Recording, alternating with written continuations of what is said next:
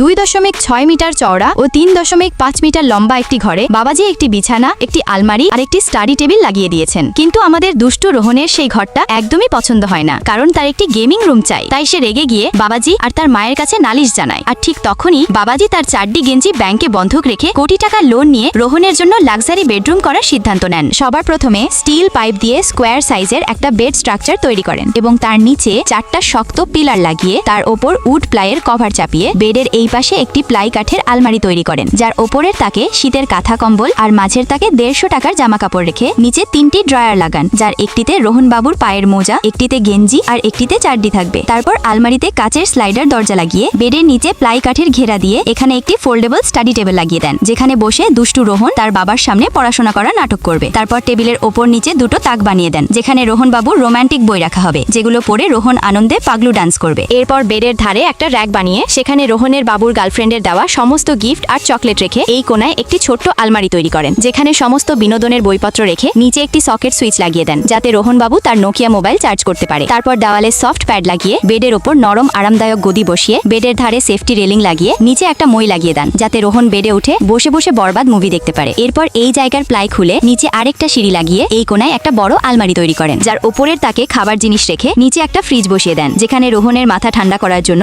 বিভিন্ন রকম cold drinks থাকবে। তারপর এইখানে একটা লম্বা টেবিল তৈরি করেন, যার কোনার দিকে কিছু খেলনাপাতি রেখে টেবিলের উপর একটা লাখ টাকার পিসি সেটআপ করেন, যেখানে বসে দুষ্টু রোহন সারাদিন ফ্রি ফায়ার গেম খেলবে। এখন যদি তোমাদের রোহন বাবুর রুম ডিজাইনটা ভালো লেগে থাকে তাহলে ভিডিওটিতে একটা লাইক করে চ্যানেলটিকে সাবস্ক্রাইব করে দেবে, আর এই রুমে কি কি বাকি থাকলো কমেন্টে জানাবে।